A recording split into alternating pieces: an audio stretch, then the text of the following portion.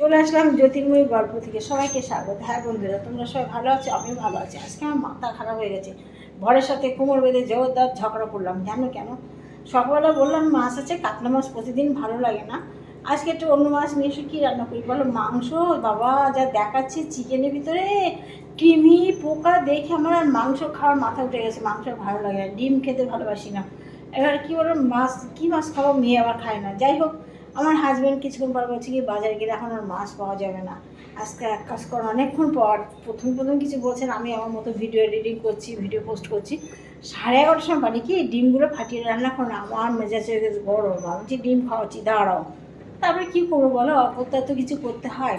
তারপরে এই কুমড়োটা ভাজা করেছি, দেখো কুমড়ো ভাজা করেছি, আর করছি এই যে ডিমগুলোর ঝোল। দেখো ডিমের ঝোল করছি। 2 রকমের বেশি রান্না হবে না, বলে দিয়েছি। গ্যাস নেই, গ্যাসে যে আকাল পড়েছে দেশে, গ্যাস পড়ে গেলে কী হবে? সত্যি সবাই গ্যাসকে পুজো করছে, ঠিক কথা, ঠিকই কথা। গ্যাস পড়ে গেলে আমাদের কী অবস্থা হয় বলো তো? যাই হোক, এবার চিমনিটা আমি অফ করে দিয়েছি যাতে গ্যাসে ভিডিও করতে গেলে শব্দ হয়, ভিডিও করতে অসুবিধা হতে চিমনিটা অফ করে দিয়েছি। এবার তোমার কী বলো তো, এই যে ভাবলাম 2বার করে গ্যাস পোড়াবো না, মানে গ্যাসটা সাশ্রয় করবো, কিন্তু আজকে আমার 2বারই গ্যাস পুড়তে হলো। একবার কী হলো, বিড়ালের মাছ ভাজলাম, মাছ ভাজতে গিয়ে মাছটা কম হয়ে গেছে। টিফিন কোটো বের করেছি, মাছটা কম হয়ে গেছে। মাছটা কম হয়ে গেলে তখন মাছ ভাজতে গিয়ে সে কিছুটা মাছ ভাজলাম না, তাড়াতাড়ি ভেজে দিই, ওরা খাবে, তার জন্য ওদের জন্য মাছটা ভাজলাম। দেখো লাইটার কোথায় রাখলাম, মাছটা কিছুটা মাছ ওদের জন্য ভেজে দিলাম।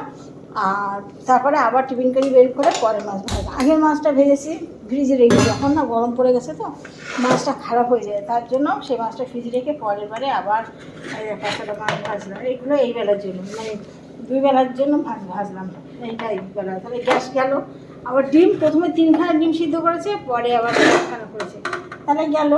মানে গ্যাস যত শাস্ত্রে বলে না, যেটা করতে বারণ করি বা যেটা করতে বারণ, যেখানে যেতে ভয় সেইটাই হয়।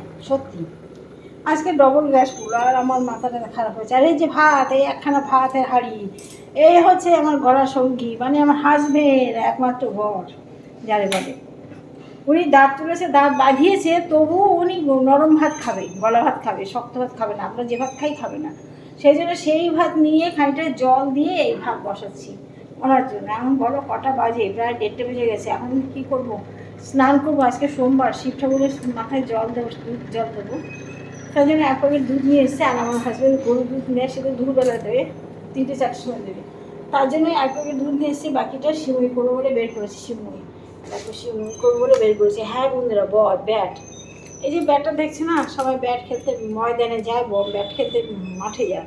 আমি ব্যাট খেলছি ঘরে বসে, ঘরে বসে ব্যাট খেলছি। দেখো মশা ছোটে থাকা যাচ্ছে না, এত মশা এত মশা। সকালে ব্যায়াম করতে গিয়ে আমি কম করে 50টা মশা মেরেছি, জানো?